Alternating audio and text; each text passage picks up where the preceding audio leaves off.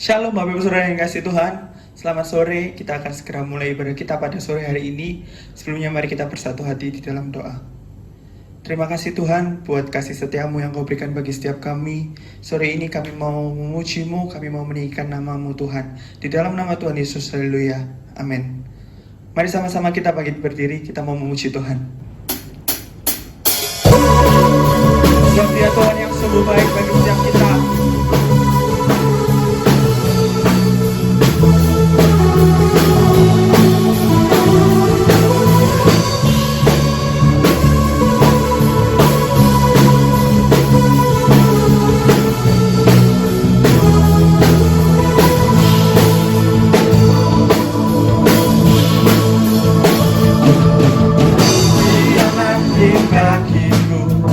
Dia bangkit bagiku, ya Tuhan Allah penyelamatku. Kuasa maut dikalahkan, hidupku dipulihkan, ya Tuhan Allah kemenanganku. Dia sungguh baik, Dia sangat baik, Yesus. Dia baik bagi, Dia sungguh baik, Dia sangat baik, Yesus. Dia baik bagiku. Dia ada di dalamku, bergerak di hidupku, ya Tuhan Allah kekuatanku. Dia penuhi hatiku dengan kuasa kasih-Nya, ya Tuhan Allah kemenanganku.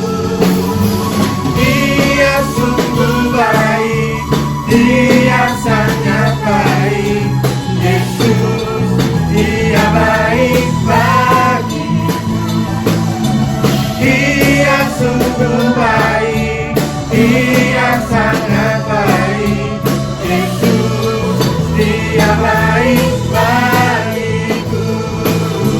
Dia sungguh baik, Dia sangat baik, Yesus. Dia baik bagiku. Dia sungguh baik, Dia sangat baik, Yesus. Dia baik bagiku. Mari sama-sama katakan, Dia mati, Dia mati bagiku, Dia bangkit bagiku, ya Tuhan Allah penyelamatku. Kuasa maut dikalahkan, hidupku dipulihkan, ya Tuhan Allah kemenanganku. Dia sungguh baik, Dia sangat baik, Yesus. Dia baik bagiku. Dia sungguh baik, Dia sangat baik, Yesus. Dia baik bagiku.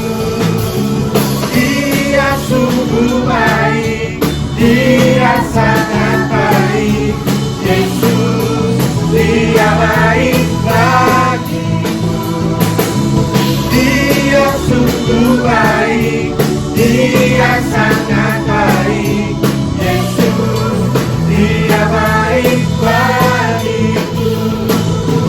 Dia sungguh baik, Dia sangat baik, Yesus. Dia baik bagiku.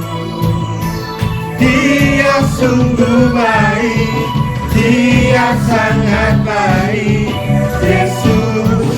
Dia baik bagiku. He is so good to you, He is so good to me. Jesus is so good to you and me. He is so good to you, He is so good to me. Jesus is so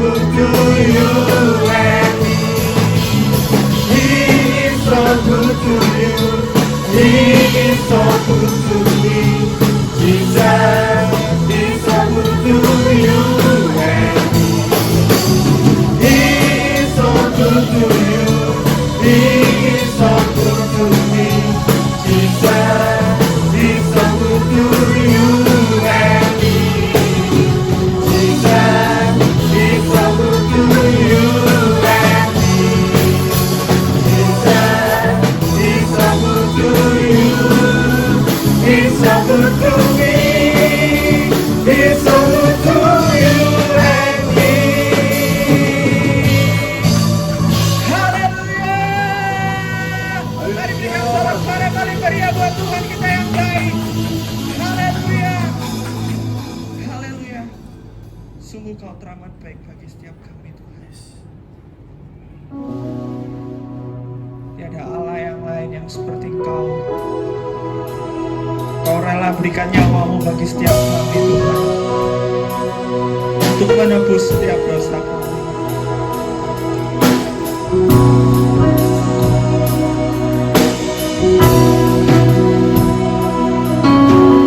Walau ku harus berjalan dalam lembah kegelapan, perlindungan-Mu oh Tuhan nyata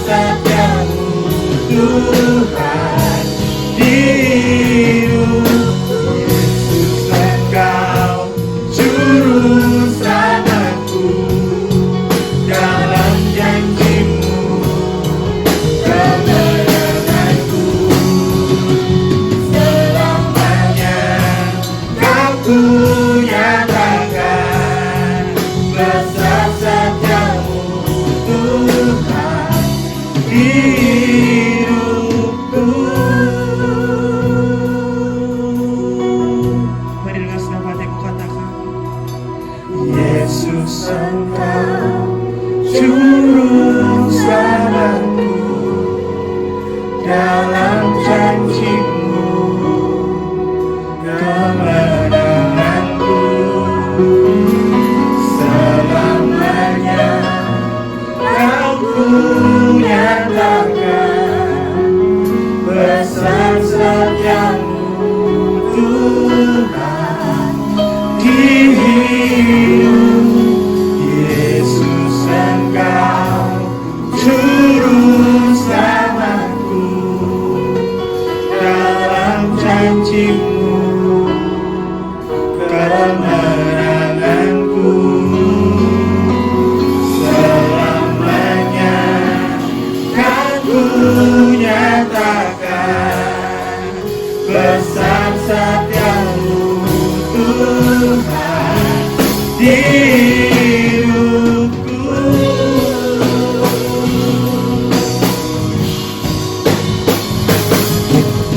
Yesus Engkau juru selamatku, dalam janji-Mu kemenanganku.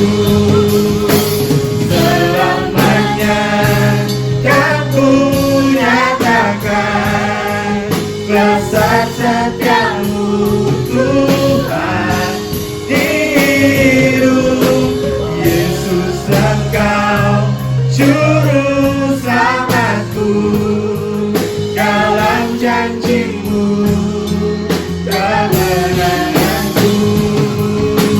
Selamanya Kau ku nyatakan besar setiamu Tuhan di hidupku. Besar setiamu Tuhan, besar setiamu Tuhan, besar setiamu Tuhan di hidupku.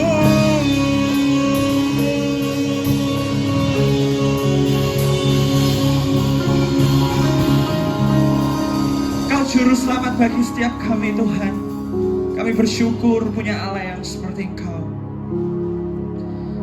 orang yang duduk dalam lindungan yang maha tinggi dan bermalam dalam naungan yang maha kuasa akan berkata kepada Tuhan, tempat perlindunganku dan kubu pertahananku, Allahku yang kupercayai. Sungguh Dialah yang akan melepaskan engkau dari jerat penangkap burung, dari penyakit sampar yang busuk. Dengan kepaknya Ia akan melindungi engkau, di bawah sayapnya engkau akan berlindung. Kesetiaannya ialah perisai dan pagar tembok.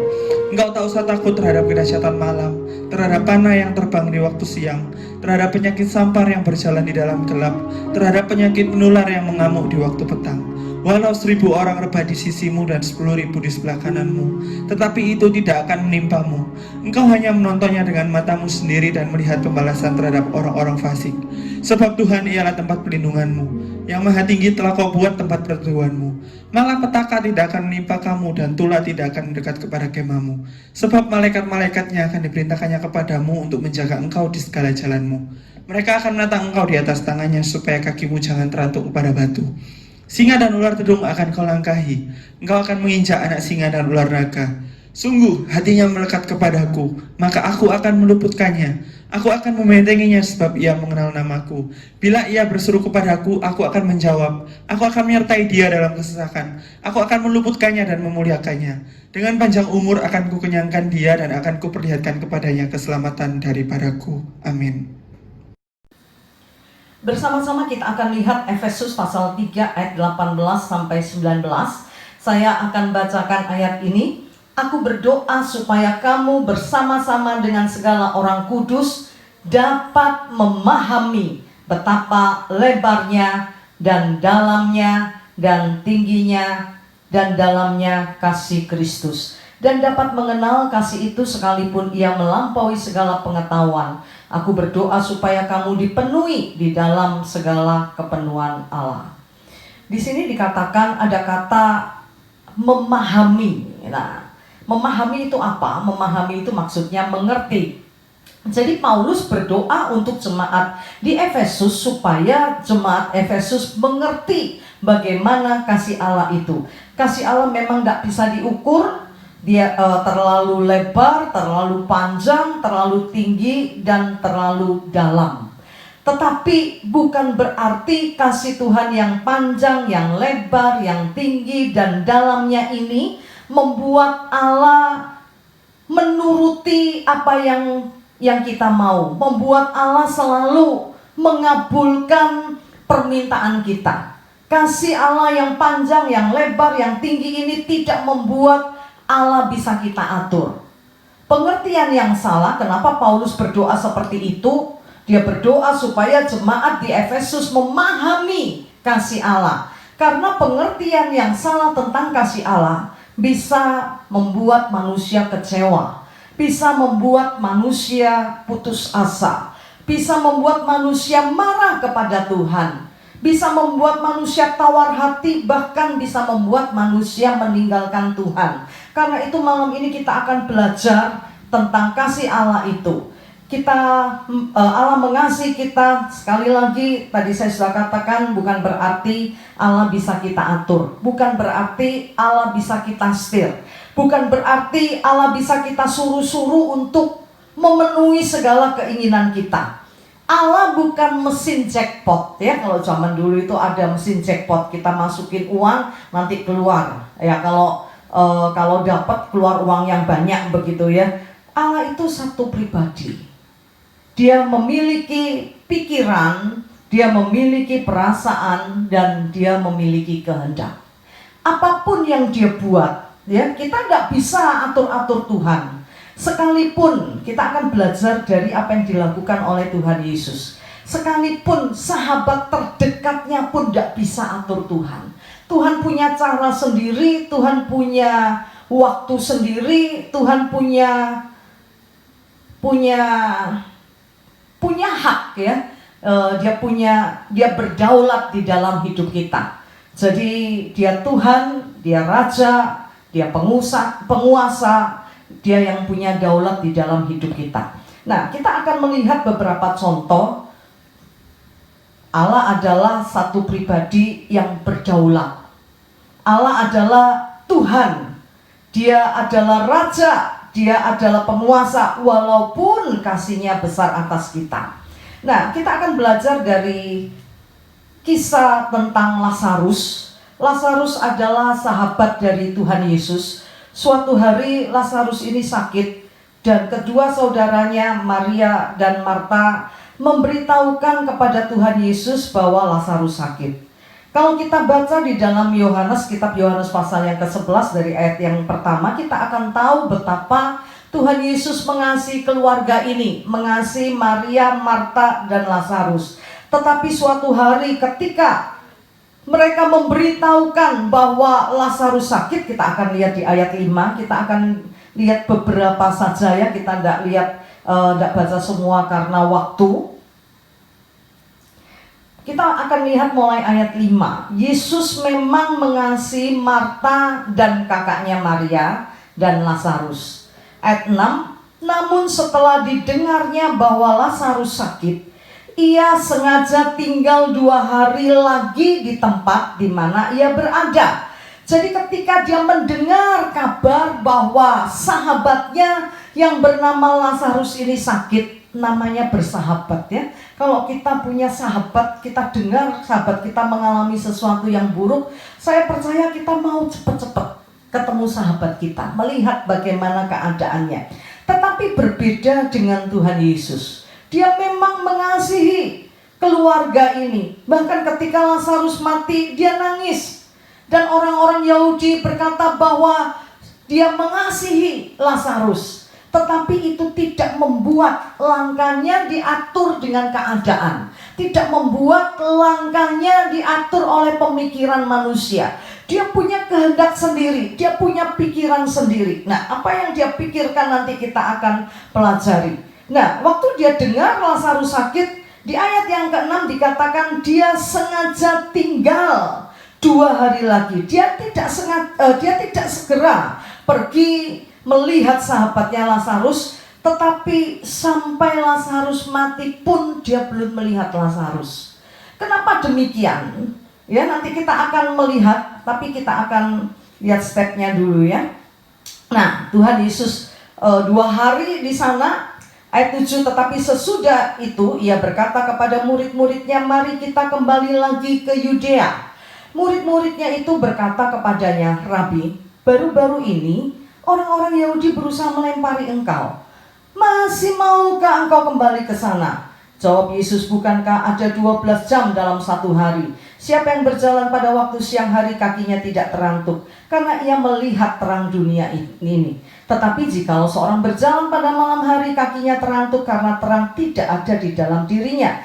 Demikianlah perkataannya, dan sesudah itu dia berkata kepada mereka, Lazarus saudara kita telah tertidur.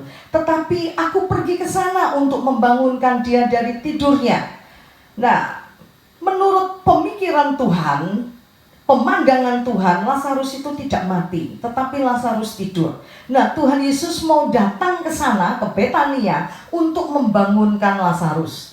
Maka kata murid-muridnya ayat 12 kepadanya, Tuhan, jikalau ia tidur maka ia akan sembuh. Tetapi maksud Yesus ialah tertidur dalam arti mati. Sedangkan sangka mereka, Yesus berkata tentang tertidur dalam arti biasa. Karena itu Yesus berkata dengan terus terang, Lazarus sudah mati. Dia tahu kalau Lazarus sudah mati. Tetapi syukurlah aku tidak hadir waktu itu, sebab demikianlah lebih baik bagimu supaya kamu dapat belajar percaya. Dia sengaja tidak datang. Kenapa? Dia ingin mengajar murid-muridnya. Dia ingin mengajar banyak orang untuk belajar percaya. Belajar percaya seperti apa? Kalau sakit disembuhkan itu biasa, orang percaya. Tetapi kalau mati dibangkitkan itu sulit dipercayai. Apalagi nanti kita akan lihat kisah ini bahwa mereka sudah, Lazarus sudah mati 4 hari. Tapi kita kembali ke ayat 16. Ya. Lalu Thomas yang disebut Didimus berkata kepada teman-temannya, yaitu murid-murid yang lain, marilah kita pergi juga untuk mati bersama-sama dengan dia. Yesus tahu bahwa ancaman kalau dia datang, begitu ya, karena orang-orang Yahudi mencoba membunuh Yesus, tetapi Yesus tetap mau datang. Jadi ketidakhadiran Yesus tidak datang menjenguk Lazarus bukan karena dia takut dibunuh oleh orang-orang Yahudi, tetapi ada maksud, ya. Ada maksud Tuhan. Tuhan mau supaya murid-muridnya belajar sesuatu, belajar mempercayai dia, ya. Nah, ini Thomas ini nakal ya, karena Tuhan bilang mau pergi, dia bilang ya wes yuk mati bareng-bareng aja, gitu ya, mati berjemaah. Nah, di ayat yang ke-17, maka ketika Yesus tiba, didapatinya Lazarus telah 4 hari berbaring di dalam kubur. Nah, ketika Tuhan Yesus mengajak Marta dan Maria untuk ke kubur Lazarus, mereka berkata sudah 4 hari mati, sudah busuk. Nah, kenapa? Ini bukan kebetulan ya, mengapa Tuhan Yesus tinggal 2 hari di tempat di tempat di mana waktu itu dia tinggal ya. 2 hari baru dia berangkat. Ada maksudnya, gitu ya. Nah, Tuhan memang sengaja ketika dia datang Lazarus sudah mati 4 hari. Kenapa harus menunggu 4 hari? Nah, menurut kitab Talmud ya, adat Yahudi, orang Yahudi itu percaya bahwa kalau ada orang mati, maka jiwanya itu masih dekat-dekat dengan jasadnya selama 3 hari. Nah, hari ketiga itu terjadi pembusukan ya. Orang yang mati hari ketiga terjadi pembusukan. Nah, hari keempat maka sudah busuk semua, begitu ya. Nah, menurut kepercayaan mereka, jiwa ini akan pergi meninggalkan jasad kalau rupanya sudah tidak sama. Karena terjadi pembusukan kan udah tidak sama, tidak sama dengan waktu dia hidup atau pertama dia mati. Nah, mereka percaya kalau dalam 1-3 hari jiwanya masih dekat dengan jasadnya, itu masih bisa hidup lagi, masih bisa dibangkitkan, ada mujizat. Tetapi kalau sudah 4 hari, itu sudah final, ya, rohnya pergi meninggalkan jasad ini karena rupanya sudah tidak sama lagi. Nah, ini tidak bisa dibangkitkan kecuali Mesias yang membangkitkan. kecuali Allah yang membangkitkan.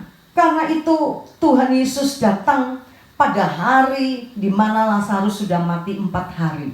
Ya, sudah final, sudah tidak ada harapan, tapi di situ dia ingin menunjukkan bahwa dia Tuhan.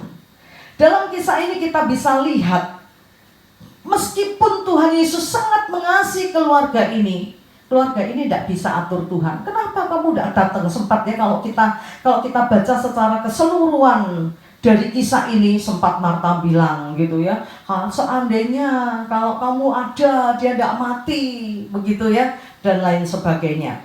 Mereka tidak bisa atur Tuhan, karena Tuhan adalah satu pribadi yang berdaulat. Dia Raja, dia Tuhan, meskipun dia mengasihi kita. Nah, apa yang dia inginkan dia akan kerjakan, dan itu merupakan hak Tuhan. Jadi akhirnya kita lihat di dalam kisah ini bahwa Tuhan Yesus mengajak mereka ke kubur Lazarus, dan Tuhan Yesus minta supaya batu itu digulingkan, dan Tuhan berkata kepada Lazarus, "Hai Lazarus, bangkitlah." Dari kisah ini kita bisa belajar bahwa tidak ada seorang pun yang bisa mengatur Tuhan. Walaupun itu orang dekat, sekalipun dia adalah orang yang dikasihi, tetapi dia tetap Tuhan yang berdaulat. Dia tetap Allah yang memiliki hak penuh atas kita umatnya. Dia mau datang hari keberapa terserah dia, ya. Karena ada maksud Tuhan. Nah, kita tidak bisa atur-atur ya. Lah kenapa kok nunggu hari keempat? Mbok yo, tidak usah repot-repot. Begitu sakit datang terus disembuhkan. Kita tidak bisa atur Tuhan. Di dalam pengiringan kita dengan Tuhan, kita harus mengerti bahwa kasih-Nya tidak membuat kita bisa mendikte Tuhan. Kasih-Nya tidak membuat kita bisa atur Tuhan. Tuhan, aku maunya begini, aku maunya begitu. Aku minta istri yang begini-begini, aku minta suami yang begini-begini, aku minta anak yang begini-begini. Saudara, dia Tuhan. Amin. Dia Tuhan yang berdaulat di dalam hidup kita. Kita harus mengenali ini. Kita harus mengerti bahwa kasih-Nya tidak mengubah status kita, tidak mengubah hak kita. Kasih-Nya kepada kita memang begitu besar, tetapi ingat, dia tetap Tuhan. Dia tetap Raja yang berdaulat di dalam hidup kita. Amin. Sebuah pujian berkata, Engkaulah Tuhan, Engkaulah Raja, berdaulat atas hidupku, ku berserah penuh. Katakan, Engkaulah Tuhan, Engkaulah Tuhan, Engkaulah Raja, berdaulat atas hidupku, ku berserah penuh. Dia Tuhan yang berdaulat. Amin. Katakan kepada tetangga kiri, kalau punya tetangga kiri, katakan dia Tuhan, dia Raja yang berdaulat. Kalau punya tetangga sebelah kanan, katakan dia Tuhan, dia Raja yang berdaulat. Amin. Katakan kepada dirimu, dia Tuhan dan dia Raja yang berdaulat. Kita tidak bisa atur Tuhan, kita tidak bisa dikte Tuhan, kita tidak bisa suruh-suruh Tuhan. Dia bukan budak kita, dia bukan pembantu kita, tetapi dia Allah kita, dia Raja kita. Sekali lagi buka kedua tanganmu, katakan, Engkaulah Tuhan,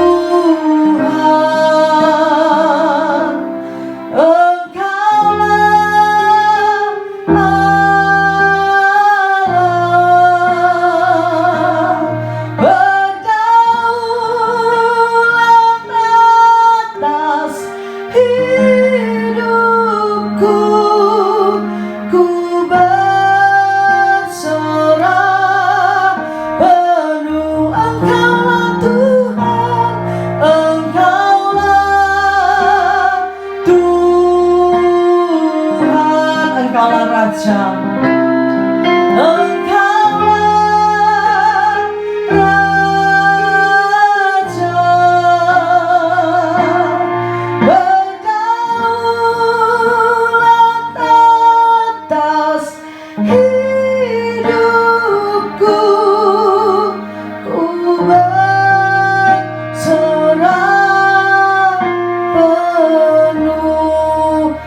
Ampuni kami Tuhan, kalau selama ini kami tidak ngerti, kami tidak sadar bahwa Engkau Tuhan. Seringkali kami kurang ajar, menganggap Engkau bisa didikte, Engkau bisa diperintah, bahkan Engkau bisa diancam-ancam karena Engkau mengasihi kami.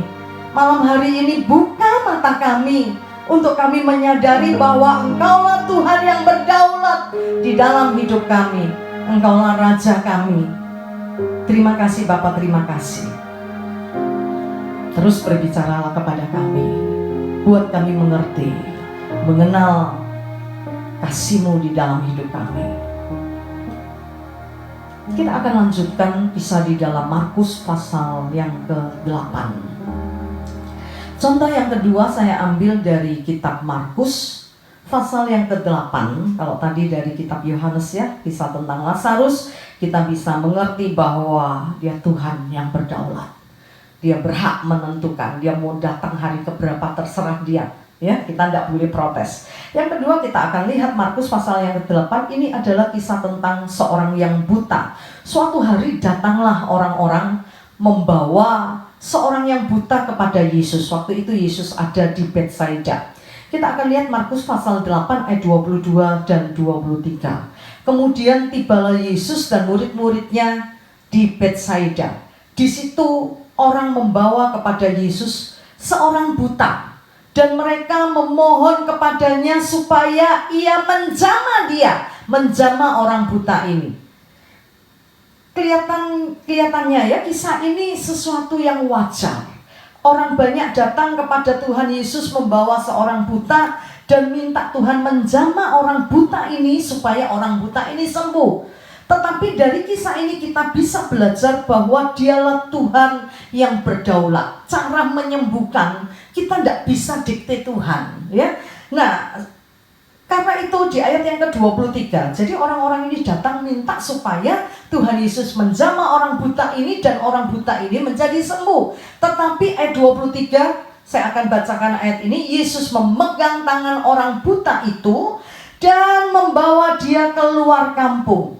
Dia tidak menjamah orang buta itu sehingga orang buta itu sembuh, tetapi dia gandeng orang buta itu dibawa keluar kampung. Kenapa saudara? Karena Tuhan mau menyembuhkan orang buta ini dengan caranya. Lalu ia meludahi mata orang buta itu dan meletakkan tangannya di atasnya. Dia tidak menjamah, tapi dia meludahi mata orang buta ini, baru ditumpang tangan. Lalu Yesus bertanya, sudahkah kau lihat sesuatu? Ayat 24, orang itu memandang ke depan lalu berkata, aku melihat orang. Sebab melihat mereka berjalan-jalan, tetapi tampaknya seperti pohon-pohon. Ketika Tuhan meludahi mata orang buta itu dan menumpangkan tangan atas orang buta itu tidak langsung lihat saudara, tapi remeng-remeng. Dia sudah mulai bisa lihat tapi tidak jelas. Dia katakan kayak orang jalan tapi kok kayak pohon begitu ya. Nah, kenapa Tuhan tidak langsung sembuhkan? Apakah Tuhan tidak mampu untuk langsung membuat mata orang buta itu bisa melihat lagi? Sekali lagi saya ingin katakan bahwa Dia Allah yang berdaulat. Dia mau cara seperti apa terserah Dia. Tapi endingnya kita nanti akan lihat orang itu bisa melihat. Ayat 25, Yesus meletakkan lagi tangannya pada mata orang buta itu, gak didoni mana, ya, gak diludahi lagi, tapi ditumpang tangan matanya, maka orang itu sungguh-sungguh melihat dan telah sembuh, sehingga ia dapat melihat segala sesuatu dengan jelas. Kenapa harus 2 kali? Terserah Tuhan, ya. Nah, akhirnya orang buta ini bisa melihat dengan jelas. Jadi Tuhan punya hak, punya kuasa penuh. Bagaimana Dia mau sembuhkan orang itu dengan caranya, bukan diatur-atur. Bahkan kalau nanti kapan ya kita belajar ya, Betsaida ini kota yang terkutuk begitu ya. Padahal kalau kita lihat Nggak ada sesuatu kesalahan besar yang mereka lakukan, cuman mereka berusaha atur Tuhan saja. Mereka mau supaya Tuhan menyembuhkan orang buta itu dengan menumpangkan tangannya. Tetapi Tuhan mau menyembuhkan orang buta ini dengan meludahi. Karena itu dia bawa orang buta ini keluar kota. Dia lakukan apa yang dia mau. Dia mau sembuhkan dengan caranya. Dan akhirnya orang buta ini melihat. Dan pada ayat yang terakhir, ayat 26, sesudah itu Yesus menyuruh dia pulang ke rumahnya dan berkata, jangan masuk ke kampung. Kenapa Tuhan tidak izinkan orang buta ini kembali masuk kampung sana? Nanti kakek ngomong, saudara. Nanti mereka tanya, kamu gimana Tuhan menyembuhkan kamu? Gimana Yesus menyembuhkan kamu? Oh, aku tadi diludahi. Hah? Masa menyembuhkan dengan diludahi? Waduh, ini tidak benar, koyok dukun aja. Itu Jopo Montro, itu bajin, begitu ya. Nanti mereka pasti banyak omong, begitu ya. Karena itu Tuhan larang orang ini masuk lagi ke kampung, tetapi menyuruh dia pulang. Kalau kita pelajari Alkitab ini, cara Yesus menyembuhkan orang buta itu macam-macam, ya. Saya kasih contoh 4 saja dengan cepat. Matius pasal yang ke-20 ayat 29 sampai 34. Bagaimana Tuhan menyembuhkan orang buta di sana. Di ayat yang ke-34 dikatakan Yesus menjamah orang buta itu dan orang buta itu menjadi sembuh. Dalam Markus pasal yang ke-10, kisah tentang Bartimius, di ayat yang ke-52, ketika Tuhan bertanya kepada Bartimius, kamu mau apa? Gitu ya. Bartimius berkata, aku mau sembuh. Lalu Tuhan berkata, pergilah, imanmu telah menyelamatkan engkau. Dia tidak tumpang tangan, dia tidak ludahi, dia tidak ngapa-ngapain, tapi dia suruh Bartimius pulang. Dan dia berkata, imanmu telah menyelamatkan engkau. Dan seketika itu juga Bartimius menjadi sembuh. Markus pasal yang ke-8 tadi ya, di Betsaida ini, bagaimana Tuhan menyembuhkan orang buta ini dengan meludahi. Dan satu lagi Yohanes pasal 9, Yesus menyembuhkan orang buta dengan cara apa, saudara? Dia meludah ke tanah, lalu aduk ludahnya dengan tanah itu, terus dioleskan di mata orang buta itu, dan akhirnya orang buta ini sembuh. Tidak langsung sembuh ya. Yesus meludah ke tanah, lalu ludahnya dicampur dengan tanah itu, lalu dioleskan di mata orang buta itu, lalu orang buta itu disuruh membasuh matanya di kolam Siloam. Dan ketika dia basuh matanya, dia bisa melihat. Tuhan punya cara, ya. Tuhan punya kuasa, Tuhan punya keinginan, Tuhan punya kemauan. Yang pasti dia berdaulat di dalam hidup kita. Kasihnya membuat dia mengorbankan nyawanya. Ya, jangankan kesembuhan, nyawanya pun dia berikan. Tapi itu bukan berarti kita bisa atur Tuhan. Ada banyak orang kecewa, ada banyak orang putus asa karena apa yang diinginkan tidak dilakukan oleh Tuhan. Dia mau cepat ditolong, tapi ternyata Tuhan tidak tolong-tolong. Dia merasa, sudah percuma berdoa, percuma mempercayai dia, tidak ada buktinya. Akhirnya dia kecewa, akhirnya dia tawar hati. Malam ini saya ingin kita mengerti, memahami kasih Tuhan di dalam hidupnya. Dia punya waktu, dia punya cara, dan dia punya kuasa. Apapun dia lakukan di dalam hidup kita, dia adalah Tuhan, dia adalah Raja. Mari kita belajar mengenal Tuhan sebagai penguasa, sebagai Raja, bukan sebagai pembantu seperti yang selama ini kita lakukan. Kita mau atur Tuhan dengan cara kita. Kita mau dia tolong kita dengan cara seperti ini. Kita atur-atur Tuhan seperti dia itu budak kita. Malam ini saya ingin mengajak Bapak Ibu Saudara menghormati Tuhan. Tidak atur-atur Tuhan, tapi izinkan dia berdaulat di dalam hidup kita. Dia bukan pembantu kita, dia Allah. Dia mati di atas kayu salib karena dia mengasihi kita. Dia rela berikan nyawanya karena dia mengasihi kita, tapi bukan berarti dia menjadi budak kita. Kita sudah salah memperlakukan Tuhan sehingga kita kecewa. Kita sudah salah menafsirkan kasih Tuhan sehingga tidak sedikit orang Kristen yang kecewa dan meninggalkan Tuhan. Tetapi malam hari ini saya ingin, sebelum kita menerima tubuh dan darah Tuhan, saya ingin kita belajar menghormati Dia sebagai Tuhan, sebagai Raja. Kita berikan pujian, hormat dan kuasa bagi Raja kita, dan izinkan Dia berdaulat di dalam hidupmu.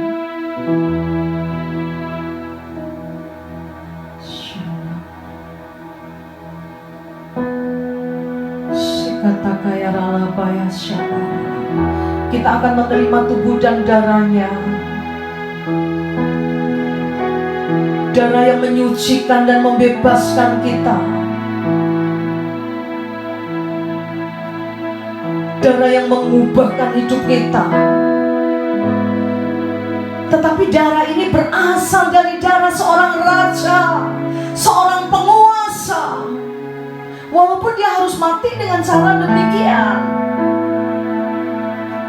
dia tetap Tuhan kita, dia tetap Raja kita.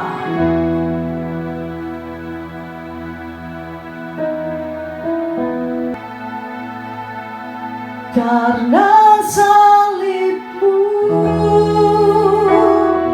ku hidup, karena salibmu ku menang. Engkau yang berkuasa, sanggup ku kan mujizatmu hidupku. Mari siapkan tubuh dan darah Tuhan. Haleluya. Hanya Kau Tuhan di hidupku. Kau kan hidup yang baru. Darah-Mu menyucikan, berikan hidupku. Yesus, Kaulah segalanya.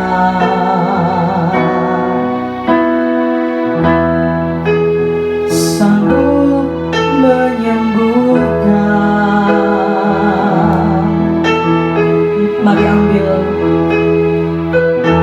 roti, kita angkat tinggi di atas kepala kita. Sikapakaya ralabaralabaya syatarala, kiralabaralabaya sikatakaya ralaba. Yesus, Kaulah segalanya.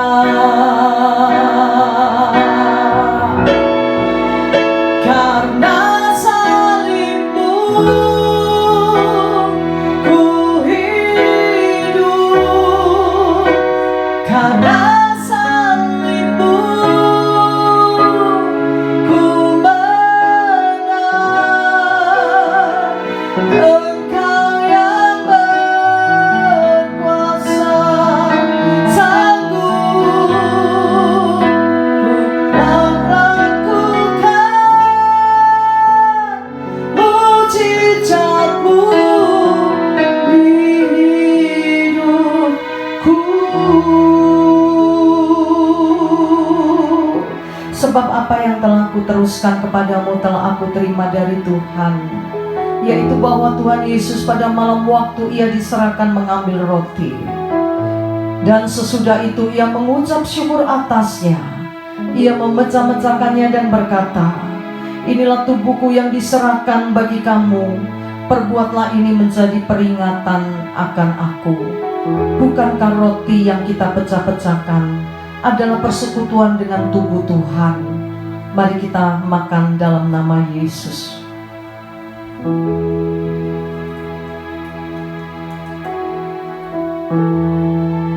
Mari angkat tinggi cawan di atas kepala kita. Demikian juga ia mengambil cawan sesudah makan, lalu berkata, cawan ini adalah perjanjian baru yang dimeteraikan oleh darahku. Perbuatlah ini setiap kali kamu meminumnya menjadi peringatan akan aku. Bukankah cawan yang atasnya kita mengucap syukur adalah persekutuan dengan darah Yesus? Mari kita minum dalam nama Yesus.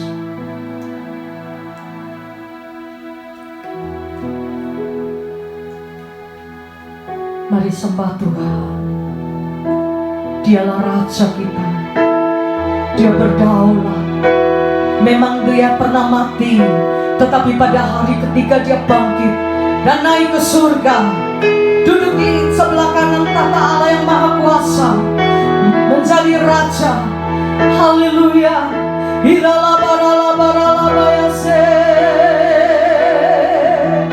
Kami sembah Tuhan, Kaulah Raja kami.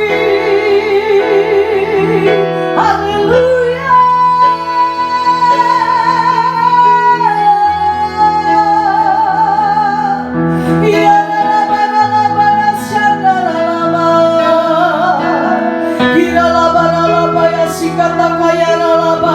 Bahkan gunung-gunung bersorak-sorai memuji nama-Mu, laut bergelora menyembah-Mu Tuhan. Dan kami pun, kami berikan segala pujian, hormat dan kemuliaan hanya bagi nama-Mu. Haleluya. Terima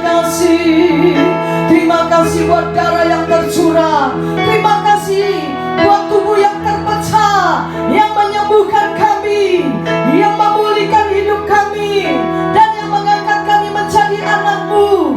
Haleluya. Haleluya. Haleluya.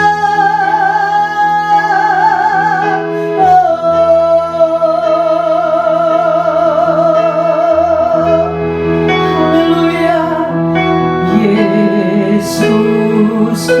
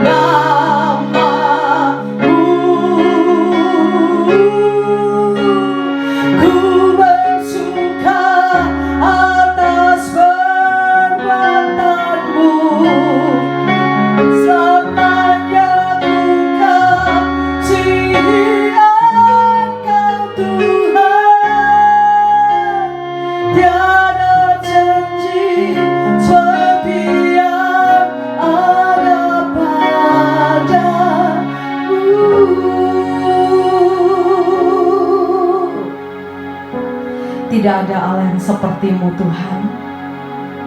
Engkau Allah yang dahsyat dan luar biasa. Engkau layak menerima pujian dan hormat kami. Terima kasih buat malam ini, biar ibadah kami menyenangkan hati Tuhan. Dan sebelum kami selesaikan ibadah kami angkat tangan ke surga. Kami terima yang terbaik dari-Mu Tuhan. Kiranya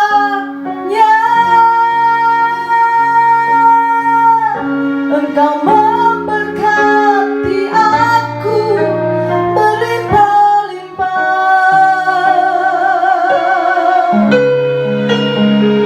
dan memperluas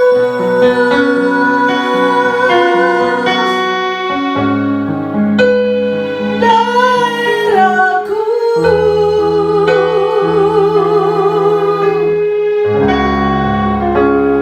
Dan kiranya tangan-Mu menyertai aku dan melindungi aku daripada malapetaka, sehingga kesakitan tidak menimpa aku. Kami angkat tangan ke surga, kami terima berkat rahmat dan anugerah dari Allah Bapa, di dalam cinta kasih dari Putra-Mu yang terkasih Tuhan kami Yesus Kristus, dan di dalam persekutuan dengan Roh Kudus menyertai kami mulai hari ini sampai Maranatha, Tuhan datang kembali. Yang percaya diberkati Tuhan bersama-sama katakan amin. Selamat malam, Tuhan memberkati kita semua.